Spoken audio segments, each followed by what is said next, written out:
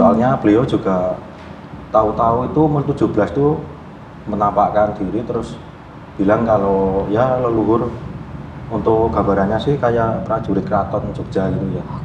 Kalau yang pertama itu datang itu sih ya seperti anak kecil biasa ya, main-mainan apa itu kayak ini tangan kan kalau kena cahaya ada bayangan ini. Nah itu gini ikut, gini ikut, gini ikut. Nah saya tarik ke sini itu bayangannya nggak ikut.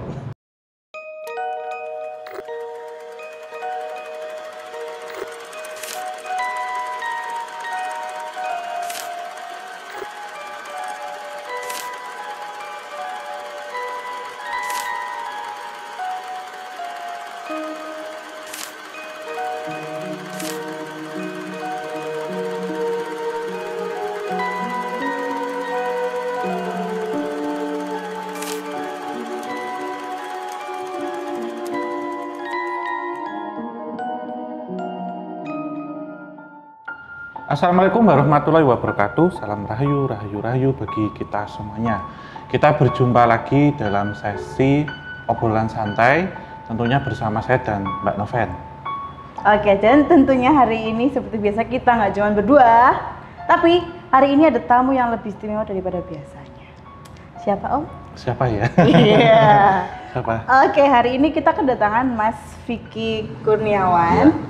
Buat Sobat Javanika yang tahu nama aslinya Om Hao, pasti tahu kan kalau mereka klannya sama. Jadi sebenarnya Mas Vicky ini adalah adiknya Om Hao. Diakuin nggak Om? Diakui. Oke, Mas Satu Vicky. pabrik kita, beda tahun Iya, pembuatan. bener. Oh iya benar, beda seri ya. Wah, tapi Om Hao tahu nggak kalau ternyata sang adik tercinta ini juga memiliki kepekaan. Enggak sih, malah justru jauh ya dari hal seperti itu sebenarnya. Kemudian kita tempat tinggal juga nggak satu rumah sih, beda gitu. Oke. Dan memang orang tua juga nggak begitu ini ya, tahu ataupun paham dengan hal kayak gitu. Jadi nggak tahu kalau adik saya mungkin disembunyikan atau apa. Kalau saya dulu kan memang saya sembunyikan. Oke. Tiba-tiba terus cerita ke orang tua tahu gitu ya, sampai bisa ada di posisi sekarang ini gitu. Nah, adik saya sendiri kalau bikin channel pun saya juga nggak tahu gitu. Oke. Gitu. Jadi saya juga nggak ngarahin, nggak ngajarin gitu ya. Ya nggak tahu gitu, tahu-tahu ada nongol gitu aja gitu. Oke. Jadi ya termasuk kemampuan juga dulu sempat saya sampaikan ya di jalur keluarga kami, itu hanya saya saja menurut saya. Tapi saya pun juga tidak merasakan adik saya bisa juga enggak gitu. Oh gitu. Atau mungkin ada perbedaan jalan atau apa, ataupun saatnya memang juga baru dibuka akhir-akhir ini gitu. Tapi saya nggak tahu loh ini yang dirasakan apa gitu, karena ya jujur dulu ya, kita kalau di rumah juga diam-diam aja gitu. Oh gitu. Ya mungkin komunikasinya bisa diperbaiki lagi. Berarti sebelum tahu Om Hao sama sekali tidak merasakan mungkin ada radar-radar atau sinyal atau aura hawa apa dari Mas Vicky? Enggak sih, biasa-biasa aja. Oke. Gitu. Cuman yang saya tahu itu adik saya itu memang hampir mirip ya karakter ya, suka kereta juga, walaupun nggak seantusias saya gitu. Terus kita hewan-hewan piaraan kayak kucing gitu contohnya. Terus suka main badminton juga dulu. Tapi kalau kemampuan yang itu saya tidak tahu sama sekali. Gitu. Bahkan sewaktu ke rumah gitu juga biasa aja gitu. Kalau pas pulang gitu ya biasa gitu. Oke, berarti taunya juga baru-baru aja. Iya. Dan saya juga nggak mencari tahu lah gitu. Maksudnya sesuatu hal yang tidak ditularkan ataupun tidak diajarkan gitu. Jadi ya natural aja gitu. Tapi nanti mungkin satu rahasia keluarga mungkin ya. Yang saya pun belum tahu saja. Jadi pas ini ada sesi ngobrol bareng sebenarnya di sini. Gak lama nggak ketemu. Padahal ya tadi habis ketemu juga. Tapi ini mungkin yang dirasakan apa gitu loh dari selama ini gitu. Saya juga nggak tahu gitu. Oke. Dan nggak coba untuk nge-track juga. Oke, sebelum kita mengulik lebih dalam tentang kesensitifannya Mas Vicky ya, kita bisa bilang kita sebutnya sensitivitas saja ya Mbak? Iya. Oke, satu pertanyaan untuk Om Hao lagi nih. Iya. Setelah Om Hao tahu kalau Mas Vicky ini juga peka, habis itu kayak ada yang kebuka atau kerasa apa gitu nggak Om? Kalau saya sih ya Sebenarnya biasa aja sih ya, mungkin juga mendapatkan amanah gitu, terus bukan sesuatu hal yang kemudian kita banggakan gitu, dalam artian kalau sudah wayai ya nanti bisa untuk bantu sesama gitu, dalam artian ya kita diamanahkan gitu, karena tentunya kita satu daerah ya, tapi menurut saya tetap alirannya kan beda, entah mengarahnya kemana, dalam artian memang baru-baru kemudian adik saya juga mungkin masih mencari jati diri ya, saya itu pasnya di mana gitu, karena kemarin ketika bikin channel ya saya sarankan dibahas semua aja, nanti kamu nyamannya di mana gitu. Kalau mau sejarah ya sejarah terus, kalau budaya terus, ke tempat angker ya angker terus gitu ya misalkan, atau nanti humanis bisa bantu orang sakit atau apa, karena sempat kemarin beberapa kali bantu orang juga sih gitu, secara penyakit ya, nanti makanya kita tanyain gitu. Iya, Saya sih cuma dengar aja ya, karena kalau udah di rumah ya udah santai, tutup pintu, kalau saya udah nggak mikir kerjaan, nggak mikir kuliahan lah gitu. Jadi saya yang di rumah gitu, ibarat kata. Ya, benar. Untuk Mas Vicky nih, kapan Mas Vicky menyadari kalau ternyata Mas Vicky ini bisa melihat yang tidak kasat mata? Kalau untuk melihat itu udah dari kecil sebenarnya, tapi emang nggak pernah cerita ke orang tua, ke kakak juga enggak. Jadi cuma sekedar lihat, udah dipendem aja gitu. Oh gitu. Iya. Oh, kalau yang pertama kali dilihat itu apa dan umur berapa, Mas? Umur sekitar 4-5 tahun, waktu itu TK itu. Itu udah lama ya. Terus aku kemana aja selama ini? Iya, itu yang perlu dipertanyakan. Ya lanjut. Ya itu pertama sih karena kecil itu nggak punya banyak teman ya, teman, jadi mungkin ada anak kecil sih itu. Pertama itu malah temenannya sama itu. Pertama datang itu. Iya. Oke, tapi pas awal melihat itu Mas Vicky sendiri kan, ya karena kan masih umur segitu ya Mas? Iya. Sudah bisa tahu kalau oh ini bukan orang nih atau gimana? Ya karena beda itu, lebih ke ini, kayak pucat, terus nggak sama kayak anak-anak biasa gitu. Oke. Ya. Berarti setelah itu sering main sama sosok-sosok ya, itu? Diajak ke tempat gitu, terus kayak main-main gitu. Tapi pas umur segitu, berarti Mas Vicky sudah tahu kalau Om Hao punya kemampuan itu nggak waktu itu? Kalau waktu itu sih cuma ya ini, dari orang tua itu kecilnya itu ngeliat kayak di rumah nangis gitu, berarti kan udah bisa. Oke. Nggak ada ini Mas, maksudnya apa ya, kayak kan tahu nih kakaknya bisa nih, mungkin kan ya karena masih kecil, terus mungkin aku mau sharing biar sama-sama apa ya, sama-sama tahu kalau memang bisa gitu loh. Nah itu enggak, dari sampai sekarang pun enggak pernah sharing-sharing ya. Oh gitu. Iya. Oh, tapi mungkin cerita apa? Oh aku tadi habis lihat ini loh, aku lihat ini loh gitu. Enggak pernah. Oke. Nah kalau Om Hao sendiri dulu awal mula bisa umur berapa Om? Kalau ini ya, yang mungkin trek terjauh 1 tahun sih pernah. Cuman saya 3 tahun ditutup Mbak. Gitu. Kalau bedanya saya sama adik saya itu, kalau ini memang diem gitu kecilnya.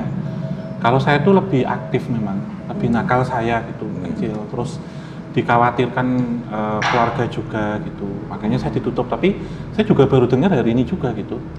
Cuman yang saya ingat itu waktu berapa ya, 4 tahun itu benar ya. Kita main ya ke gorong-gorong gitu ya, maksudnya maghrib dia ini hanyut gitu yang saya ingat. Hilang di parit di sungai waktu habis hujan banjir. Terus ketemu sendiri gitu. Iya. Saya nggak tahu sih waktu itu ajaib juga. Oh, balik sendiri atau? Balik sendiri. Kita cari, kita pikir sudah hilang. Oke. Itu waktu kecil ya? Iya, saya masih inget habis hujan kita main ke pinggir apa kayak aliran irigasi lah gitu, dekat rumah lama gitu. Tapi deres arusnya? Deres, terus pas saya mau kembali tuh udah nggak ada. Yang saya tahu tuh masuk gorong-gorong memang. Gitu, kalau nggak mungkin nggak keluar, ya maaf ya mungkin adik saya udah nggak ada gitu. Tapi waktu itu naik sendiri. Tuh, memang tempat itu memang angker ya, rumah kami yang awal yang dulu itu memang emang serem sih Mbak. Jadi memang tempatnya, yang kedua emang banyak kiriman-kiriman dari orang nggak suka gitu dulu. Jadi saya pun juga nggak pernah cerita ke orang tua gitu. Jadi emang kalau kita di rumah itu diem semua sih. Saya juga sama adik saya itu diem. Kita ngomong seperlunya. Jadi karakter kita sama kayak bapak ya gitu. Bapak itu orangnya juga diem gitu. Ibu saya itu juga kalau ngomong kalau nggak perlu-perlu aja gitu. Jadi justru kalau di rumah ya kita ngobrolnya yang lain-lain gitu, nggak pernah ngobrolin yang hal-hal metafisik itu nggak pernah. Iya, memang lebih kuat kalau dilihat dari garis keturunan bapak ibu tuh memang kuat sih Pak. Oke. Nah kalau yang tentang sempet hampir hilang tadi ya Mas, itu Mas Vicky inget nggak apa yang terjadi saat itu? Kalau saya yang inget ya masuk itu gorong-gorong itu, dan di situ cuma gelap, tahu-tahu itu kayak ada yang ngangkat aja. Iya. Kayak ada yang ngangkat terus ya itu tahu-tahu udah berdiri di itu. Iya. Padahal itu deras banget itu alirannya ini. Deras banget, gorong-gorong habis hujan. Kita lompat-lompat itu lah. Aku lompat masuk. Iya bandel. Saya sih dulu emang yang nakal. Cerita dandan-dandani dulu soalnya kalau kecil gitu. Sering kita ajak itu paling main ke candi-candi gitu sih Mbak. Masih inget diantar ibu saya, terus kadang ya kita berdua sepedaan nonton kereta gitu. Nonton kereta di stasiun yang udah nggak kepake gitu. Tapi ya kita nggak pernah ngomongin itu, jadi masih suka ke kereta gitu aja. Ya maksudnya berarti ya ketika bertemu obrolan sewajarnya keluarga lah ya, tidak membahas metafisik ataupun sixth sense-nya. Oke.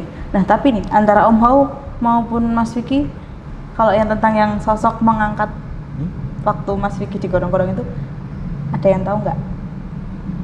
Kalau saya itu ini sih. Soalnya kita itu ternyata blok-blokan ya Mbak.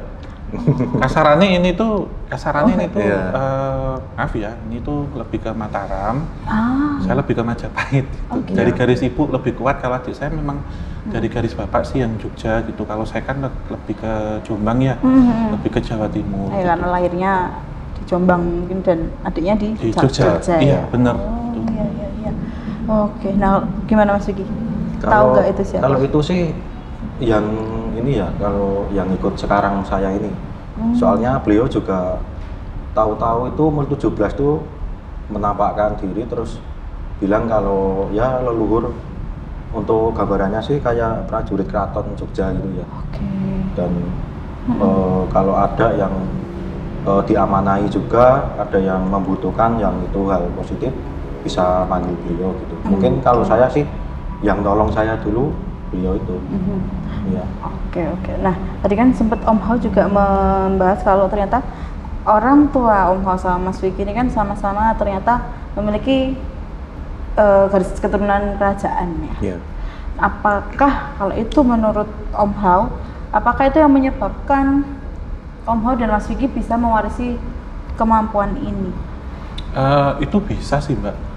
Cuman mungkin beda yang kita rasakan. Nah, kalau saya lebih merasa ini amanah gitu ya, dan saya sih ada kontrak gitu, dalam artian kerasnya tentunya berbeda gitu. Kalau ini yang saya rasakan, saya tidak tahu kalau adik saya nanti mungkin bisa menceritakan versinya dia sendiri gitu. Tentunya ada ya, termasuk Mbak Noven, semua itu tetap ada gitu, garis-garis keturunan kita ditemukan itu nggak serta-merta kita hanya ketemu, pasti leluhur kita dulu ya pernah ketemu. Saya dengan Mbak Noven mungkin pernah ngobrol apa, tapi di masa lampau gitu. Kalau saya pribadi ya itu lebih menyikapi ini itu titipan aja dari para pendahulu yang mungkin untuk sesuatu hal yang baik, dan juga menjadi kita harus kuat mental sih untuk hal ini. Gitu. Kalau sudah diamanahkan membantu ya harus membantu, tapi dalam artian kita serak dulu juga gitu dalam hal ini. Kita sudah aman dulu, kita sudah tenang dulu, baru nanti kita membantu biar maksimal hasilnya. Kalau versi saya seperti itu gitu. Oke. Nah kalau ngomongin tentang kemampuan metafisika secara garis keturunan ya Om, itu penjaganya dari orang tua atau kakek nenek atau leluhur kita yang akhirnya ngikut ke kita sebagai anak, atau mungkin apa ya, kalau kodamnya yang akhirnya melebur ke anak yang baru dilahirkan itu atau gimana? Iya, tentunya kalau keturunan itu kan pertama dari ikatan DNA dulu ya, dari para leluhur kita itu kan tentunya dulu melakukan banyak tirakat, semedi ataupun apa itu yang energi dan memori itu nggak akan hilang gitu. Yang kemudian cocok dengan keturunan siapa, terpilih, dia akan meneruskan. Dan yang kaitannya kedua itu kalau kodam ya, itu pasti ada setiap orang. Tapi dominan atau tidak itu berbeda-beda gitu. Nah, ketika kita ada satu amanah tertentu, kemudian kodam itu datang ya mendampingi, pasti kita akan diarahkan gitu untuk tujuan-tujuan tertentu dan bahkan ada satu penjagaan ya, dalam artian ini memang sudah dipilih dan sudah diberikan berkah oleh Tuhan Yang Maha Kuasa, direstui oleh orang tua. Entitas-entitas ini akan menjaga gitu. Yang berkaitan dengan metafisika kan nggak terlihat gitu, nggak bisa ditunjukkan dalam satu bentuk yang solid gitu, sehingga serangan itu kan mungkin datang apakah ini sugesti ataupun ini gangguan ataupun apa itu insya Allah akan terpick up dengan hal itu gitu kan. Oke, ya. Dan ini menurutku cukup mengagumkan ya, karena kan Om Hao dan Mas Vicky ini dua-duanya bisa gitu, ada kemampuan itu dan aktif ya. Kayak kan kalau biasanya aku dengar yang dari teman-teman atau apa itu kayak katakan dari berapa bersaudara itu paling cuma satu yang bisa, jadi tidak semua kan, tapi kan ini bisa cukup. Ya nggak tahu sih Mbak, ini versinya makanya kita nanyain. Nah, ini kita balik ke Mas Vicky lagi dari yang pengalaman pertama tadi ya Mas, yang bertemu teman tidak kasat mata itu tadi. Itu saat itu bisa dideskripsikan atau dijelaskan lebih lanjut suasananya seperti apa dan apa yang Mas Vicky pribadi sendiri pikirkan ketika aku bisa melihat makhluk-makhluk ini? Kalau yang pertama itu datang itu sih ya seperti anak kecil biasa ya, main-mainan apa itu, kayak ini tangan kan kalau kena cahaya ada bayangan ini. Nah itu gini ikut. Nah saya tarik ke sini itu bayangannya nggak ikut. Ketinggalan. Terus dia muncul itu, ayo main gitu. Oke, terus mungkin Sobat Javani kan juga penasaran ya kalau kita bisa punya kemampuan ini dan bermain dengan anak-anak kecil yang tak kasat mata tuh, apa sih yang diobrolin, apa sih yang dilakukan? Karena kan kalau berdasar film-film tuh kan seringnya ngajak untuk ke alam mereka kan. Kalau menurut pengalaman Mas Vicky sendiri gimana? Kalau itu nggak keajak ke sana sih, cuma di depan itu kan dulu rumah pertama itu ada kayak kebun yang luas gitu ya. Nah di situ kita diajak kayak main peta umpet gitu. Oke. Terus obrolannya ada yang ingat nggak Mas? Obrolan enggak sih, cuma kamu yang jaga ya, nanti hitungan berapa pada ngumpet gitu. Oke, berarti ya sewajarnya obrolan anak ya, kecil. kayak anak-anak kecil biasa aja. Om Hao kan sama Mas Vicky kan umur pengaktifan kepekaannya kan beda ya tadi. Om Hao umur 1 tahunan, kalau Mas Vicky antara 4 sampai 5 tahun. Kalau menurut Om Hao, yang membedakan timingnya apa Om? Iya, sebenarnya kalau sebelum usia 5 tahun itu pada dasarnya ya semua itu masih aktif Mbak, nggak terbatas pada siapapun itu. Jadi kalau mungkin yang ada di kasus ini itu kesiapannya aja sih atau sadarnya aja gitu. Jadi 1 sampai 5 tahun itu memang peka-pekanya gitu. Iya, ya walaupun anak yang usia 5 tahun ke bawah itu kadang nggak tahu ya dia siapa, ingat aja nggak gitu ya, tapi memang ini berbeda ketika itu semisal orang-orang yang lahir indigo misalkan gitu, atau dia memiliki kepekaan itu daya ingatnya memang berbeda dari orang biasa gitu. Kalau saya sih, saya ingat seingat dan setahu saya nih ya, itu memang 1 tahun gitu, jadi masih bayi ya, masih itu memang sering ngelihat hal kayak gitu tuh, dalam artian sudah dibawa ke situ contohnya, saya minta waktu kecil udah main candi-candi gitu ya. Terus 3 tahun memang ditutup gitu kalau saya, kemudian buka lagi gitu setelah habis khitan, habis sunat gitu. Tapi saya pun juga diam aja gitu, karena menganggap seperti itu mungkin ini halusinasi gitu. Ya kalau saya kan lebih ekstrim lagi ya. Seingat saya dulu ya saya sok bikin kuburan-kuburan di rumah gitu ya. Sering main malam gitu. Nek adik saya sih saya nggak tahu ya. Maksudnya mungkin mainnya mungkin di depan rumah aja gitu. Kalau saya dulu lebih jauh sih Mbak kalau main gitu. Jadi pemahamannya mungkin lebih sedikit berbeda gitu. Dan timing itu menentukan kesiapan kalau saya. Ya. Dan mungkin juga ini sih dari sosoknya pun juga ada ini nggak sih Om, ya kayak oh aku pengen memperhatikan diri ke dia atau belum, itu juga mempengaruhi ya? Iya sangat-sangat berpengaruh gitu. Dan termasuk amanahnya itu akan turun kapan gitu. Kalau saya sebutkan ya di usia berapa. Kalau saya kan 2013 tuh Mbak, waktu ngurusi bangunan-bangunan tua tuh, bangunan-bangunan Belanda tuh. Sampai hari inilah kasarannya gitu. Dalam artian memang pengalaman memang banyak gitu, dalam artian ya belajar dari pengalaman juga gitu. Kalau saya dalam artian pernah secara penyakit non medis contohnya, konservasi bangunan, tempat bersejarah, macam-macam lah gitu. Nah ini mungkin satu karakter yang berbeda gitu. Nanti mungkin juga adik saya sendiri akan nyampein itu bagaimana gitu. Oke. Aku jadi penasaran kalau untuk Mas Vicky sendiri sepanjang memiliki kemampuan metafisika ini ya, ada nggak sih pengalaman yang paling mengganggu ketika dihadapkan dengan makhluk-makhluk tak kasat mata itu? Kalau saya yang paling ini ya, mungkin ya masih kecil, mungkin masih takut sekali ya. Mungkin itu di rumah kami yang pertama itu kan dekat sama jalan raya besar ya itu ya. Nah di situ itu banyak kecelakaan sih di situ. Oke. Nah yang paling menurut saya ekstrim ya itu pernah ada yang kelindes apa ini? Truk ya, banyak truk itu sampai ya maaf kepalanya pecah gitu. Itu sempat nyamperin di rumah gitu. Oh iya. Iya udah kepalanya nggak utuh gitu. Itu yang paling ini sih.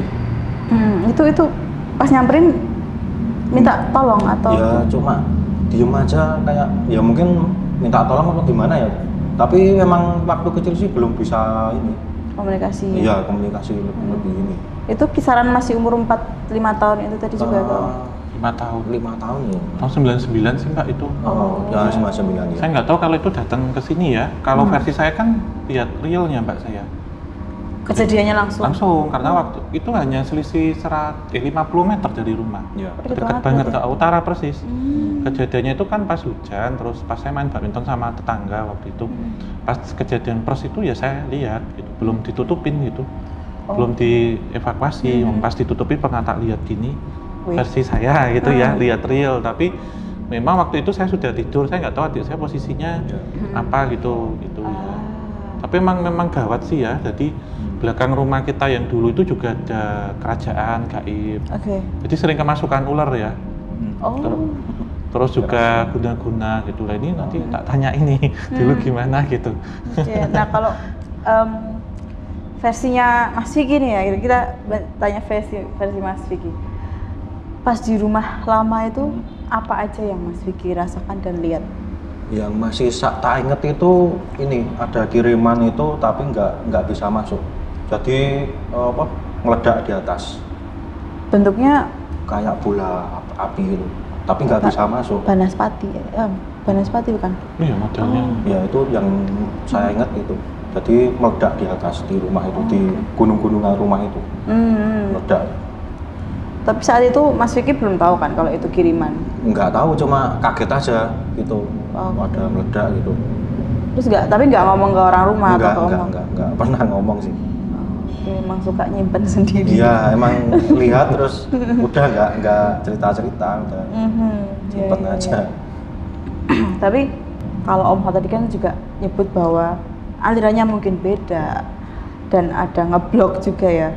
Berarti bisa ada momen di mana kadang ada sosok yang bisa dilihat Om Ho tapi nggak bisa dilihat Mas Vicky, ataupun juga sebaliknya gitu. Berarti ada momen seperti itu? Iya, seperti itu sih.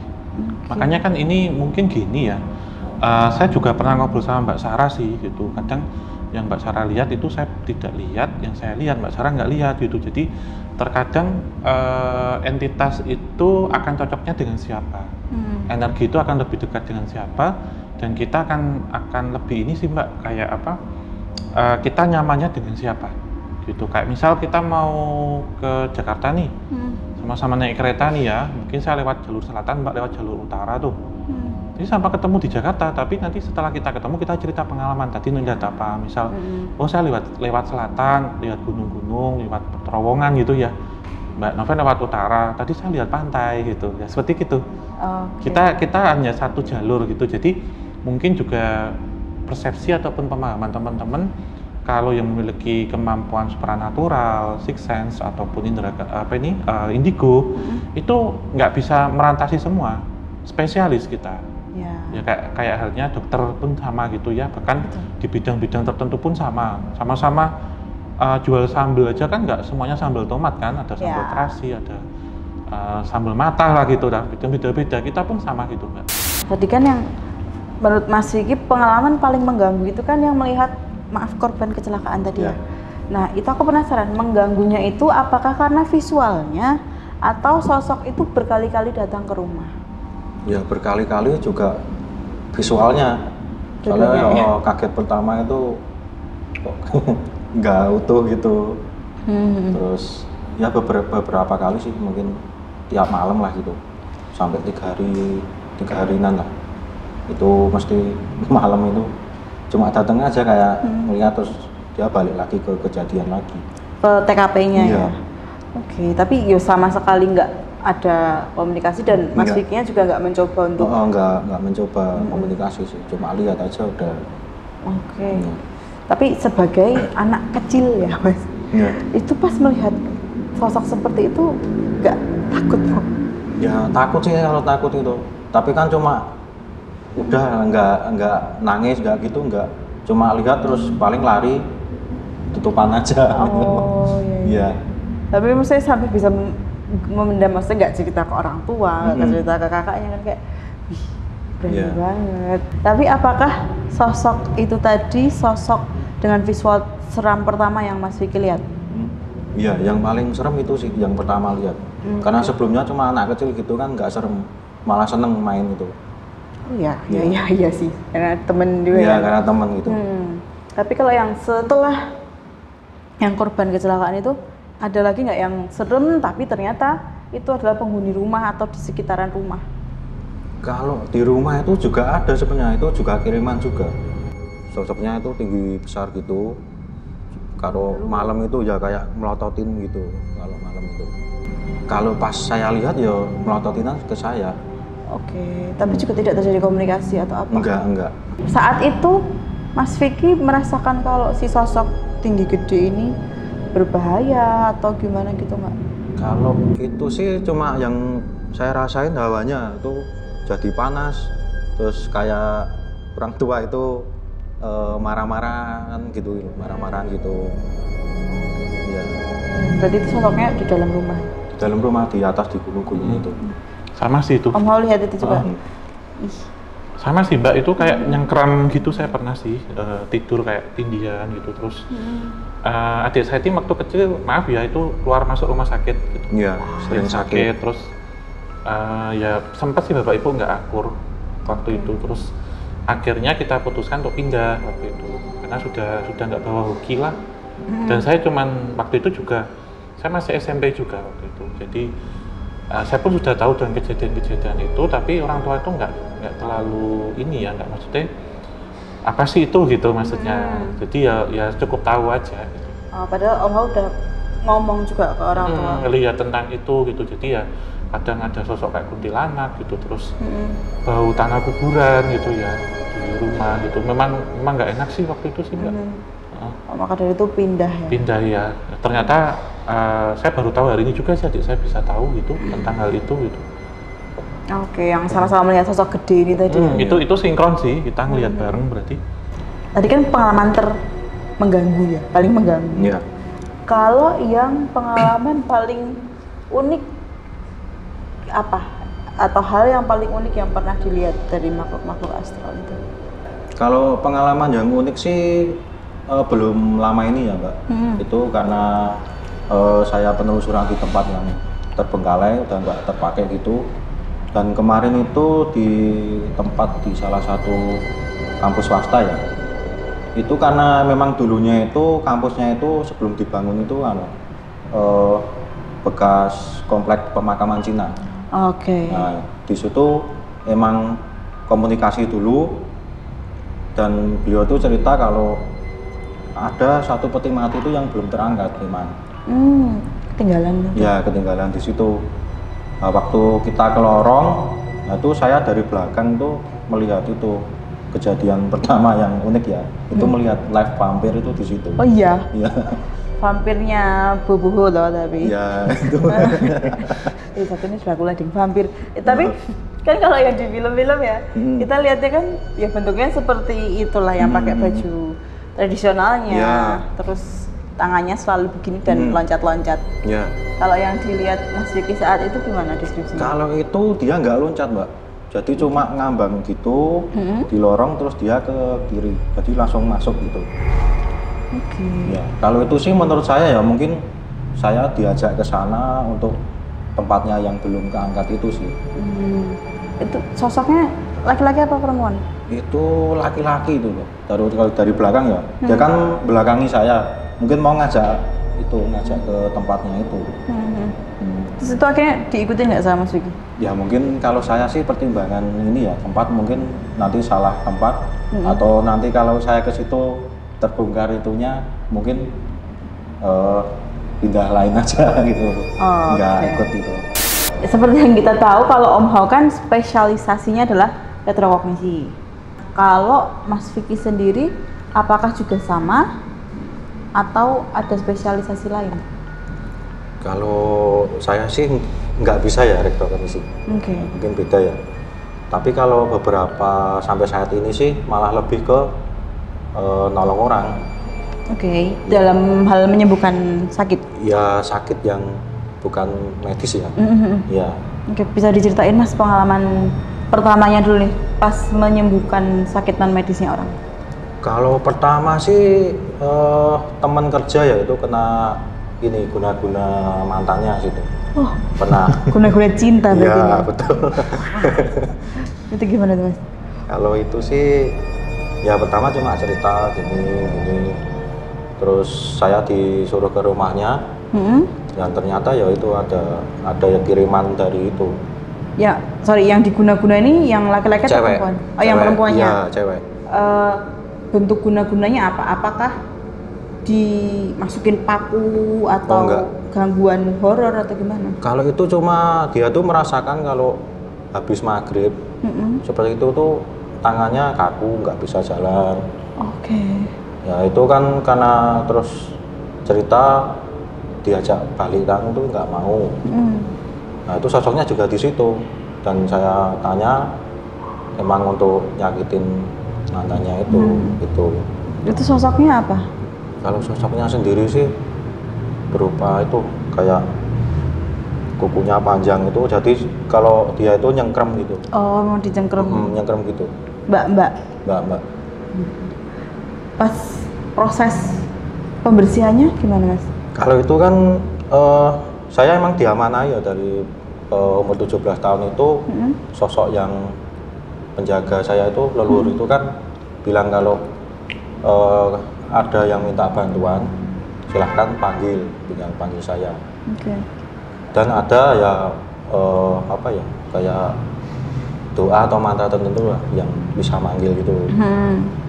Terus itu tadi saya ceritain gini. Yang sebenarnya yang bekerja itu malah bukan saya sih, cuma perantara saya. Yang bekerja itu, jadi dikembalikan ke yang ngirim. Kalau yang selain guna-guna apa aja nih Mas? Kalau yang ekstrim itu belum lama ini ya Mas. Apa tuh? Itu nyembuhin orang ya bos ya, itu diengkung. Apa? Diengkung tuh jadi kayak di tali. Engkung. Ya engkung di tali itu, jadi nggak bisa gerak, nggak bisa gimana. itu udah sampai berobat ke luar negeri juga, tapi nggak ketemu penyakitnya. Berarti kayak mungkin kondisinya kayak orang stroke gitu. Ya bisa dikatakan kayak stroke itu, tapi nggak bisa bener-bener nggak bisa apa-apa itu. Oke, terus itu ternyata di apain? Ya kalau biasa kan untuk perusahaan bos atau apa itu kan Iya ada ya itu. Terus, kalau yang kali ini sosoknya apa Mas yang mengganggu bosnya ini tadi? Kalau itu cuma kayak itu ya Mbak, tadi tali tapi nggak kelihatan orang. Oh, Kayak di tali itu. Tali. Ya ibaratnya ini kakunya tuh beneran karena ketali ya. Kalau tadi kan dicengkram. Kalau dicengkram, kalau ini cuma itu di tali gitu. Jadi cuma itu kalau saya lihat ya itu dari paranormalnya itu ada media. Media itu ditalikan gitu. Jadi nggak bisa apa-apa, itu sampai ke mana-mana itu misalkan kan bisa ketemu ya kalau medis ya, oh ini stroke ini apa, itu udah kemana-mana itu nggak bisa, nggak ketemu penyakitnya. Apakah ada metode yang berbeda atau sama aja? Kalau metode hampir sama sih, tapi kalau itu kita emang ya yang ikut saya itu juga ikut ini kayak dilepasin talinya itu. Soalnya, tapi lebih susah mana? Sosok atau? Lebih susah kalau benda. Benda ya Pak? Iya, kalau sosok gampang sih, lebih mudah. Tinggal di ini aja, kembaliin ke yang ngirim. Soalnya mungkin ya kalau benda mungkin masaknya juga pusaka juga ya Om? Jadi lebih kuat. Iya. Iya, memang apa ya, spesialisnya tentunya beda-beda sih Mbak. Yang saya rasakan juga gitu. Iya. Iya. Oke. Cara treatmentnya juga pun beda-beda ya. Kalau saya juga pernah ada di posisi yang seperti itu gitu. Tetapi memang setiap penanganannya beda-beda sama. Gitu. Kayak misalnya kita sama-sama kuliah kedokteran ya mungkin adik saya ngambil spesialis penyakit dalam itu, saya ambil forensik lah gitu. Ya. Mungkin dah secara melihat analoginya gitu. Ya. Kalau Om Hao sama Mas Vicky ini pernah nggak komunikasi, saling ngobrol lah, tapi itu via batin tuh loh. Apa ya? Sih kayak apa ya? Iya, kayak cuma diem-dieman tapi kayak pernah sih Mbak. Ya memang kita dari kecil tuh diem-dieman. Mungkin ya bisa coba-coba nikah atau Mbak atau teman-teman bisa ngelihat ya. Jarang tuh kayak gini aja kaku loh kita tuh. Walaupun ini seperlunya ya kalau ngobrol paling bercanda-bercandaan main kucing lah kalau di rumah itu gitu. Yang kita ngobrolin malah yang receh-receh gitu. Tapi tentunya kalau komunikasi ya pasti ada kayak gitu. Cuman pesan saya ya hati-hati ataupun mantep neng hati gitu ya. Katakan tidak kalau memang nggak srek, lebih baik menolak gitu. Daripada takutnya nanti kalau sudah kita ambil oke, tapi kita belum siap ataupun masih terkena beban pikiran, bantunya nggak maksimal gitu. Saya selalu bilang membantu nggak boleh setengah-setengah, harus 100%. Ibarat kata kita jungkir balik, berkata kita sampai berdarah-darah itu ya harus kita bantu gitu. Ya. Sesakit-sakitnya kita, kalau kita nggak siap untuk itu ya jangan. Kan kita tempur tuh, bertarung ya, gitu. Katakan gitu nanti. Benar. Mas Vicky dan Om Hao ini kan pelindungnya, bisa kita bilang kan berbeda sosok dan berbeda kerajaan ya tadi. Pernah ada bentrok energi atau apa gitu nggak? Bentrok energi nggak pernah sih. Enggak sih, saya juga aman-aman aja ya. Aman sih. Ya, nampak satu saudara tapi beda saudara loh ini sebenarnya. Kadang mungkin ya kita ketemu di kehidupan sekarang gitu ya, kalau kita ngomong past life ya jauh sih Mbak, soalnya untuk timeline waktunya kita merasa jauh gitu. Oke. Nah, pertanyaan terakhir nih untuk Mas Vicky ya. Buat Mas Vicky sendiri, apa yang Mas Vicky bisa refleksikan dengan kemampuan atau kesensitivitasan untuk melihat mereka yang tidak kasat mata? Kalau saya ya tujuan juga membangun YouTube itu untuk yang mengajak anak muda lah untuk lebih belajar bersama-sama sejarah. Mungkin kedepannya ini udah kalau kemarin kan terbengkalai gitu ya, sekarang udah ke kayak gua-gua apa pesanggrahan gitu, udah ke lebihnya udah ke situ sekarang. Oke. Iya. Oke. Enggak tertarik kuliah sejarah, jangan yang pusing. Dan nanti Banyak baca satu- aja ya. Atau kampus nanti kan. Pusing mbak kalau. Oke, Sobat Javanika, tentunya obrolan kita dengan klan Kurniawan hari ini sudah cukup ya, karena udah banyak banget kan yang kita obrolkan. Oke, mungkin bisa disampaikan pesan. Iya, tentunya ya pesan untuk Sobat Javanika ataupun teman-teman semua yang memiliki pengalaman seperti kami ya, satu saudara yang bisa seperti itu, semantapnya aja. Kalaupun kita nggak ingin sharing ataupun bercerita, ya kita pendem, tapi ada baiknya tetap bercerita, karena sampai kapanpun akan ketahuan kok itu. Seperti kita kan tahun ini nih, kita tahu pertama. Yang kedua, kalaupun memiliki anak yang seperti itu ya, natural aja, kalau saran kami natural aja, kemudian bakat minatnya apa diikuti aja gitu. Ya. Insya Allah ini nggak menakutkan, tapi justru menjadi satu amanah. Jadi insya Allah ini menjadi seperti jalan ataupun ladang untuk beramal gitu. Jadi kita manfaatkan sebaik mungkin ya untuk tujuan-tujuan positif tentunya. Kemudian yang terakhir, kalau mungkin kita ada di dalam satu lingkungan seperti itu, bahkan ada di orang tua ataupun saudara sepupu gitu yang seperti itu ya, kita guyup aja, kita membangun bersama, jangan kemudian menjadi satu hal untuk unjuk gigi ataupun untuk pamer ataupun saingan gitu. Karena setiap orang memiliki kelebihan sendiri-sendiri. Di setiap kekurangan pasti ada kelebihan, di setiap kelebihan pasti ada kekurangan. Jadi kita saling menutup itu aja sih. Oke, dan balik lagi karena itu juga amanah ya Om. Iya. Ya. Itu benar banget. Oke, terima kasih Mas Vicky yang sudah berkenan berbagi cerita hari ini. Terima kasih juga Om Hao. Iya, sama-sama. Ini saya tamunya ya hari ini. Iya benar. Oke, terima kasih juga untuk Gudang Digital yang sudah memfasilitasi sesi obrolan santai hari ini. Buat Sobat Javanika yang hobi fotografi dan videografi, bisa mencari piranti lengkap di Gudang Digital yang beralamatkan di dekat Pasar Demangan. Iya, dan tentunya di Gudang Digital juga ada gudang kopi, kafe yang menjadi satu ya dengan tokonya, dan ini yang menjadi tempat untuk kita obrolan santai pada kesempatan kali ini. Selain mendapatkan minuman, kopi, dan juga cemilan, untuk teman-teman yang sedang nugas ataupun yang mau ngedit itu juga bisa datang ke sini. Karena tempatnya enak banget dengan suasana industrial. Betul.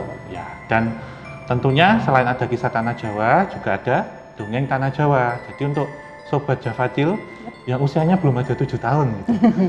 Jangan nonton yang gor-gor, yang horor-horor. Jadi bisa dimulai dulu dari nonton dongeng-dongeng. Ya. Karena ada kakak-kakak di sini yang menjadi kreatifnya. Ya, jadi buat Sobat Javanika jangan lupa follow Dongeng Tanah Jawa. Itu setiap hari Minggu akan update video-video dengan cerita rakyat dan juga yang edukatif buat para Javacil. Ya, dan nanti insya Allah ditunggu juga saya sama adik saya bisa kolaborasi, penelusuran bareng gitu di Kisah Tanah Jawa ataupun di Maskur Channel. Mantap. Oke, kita tutup. Terima kasih untuk semuanya yang sudah bertugas pada kesempatan kali ini, Mas Tata dan teman-teman, Mbak Noven. Akhir kata, wabillahi taufik wal hidayah. Wassalamualaikum warahmatullahi wabarakatuh. Mugi tansah pinaringan rahayu sakum dumadi.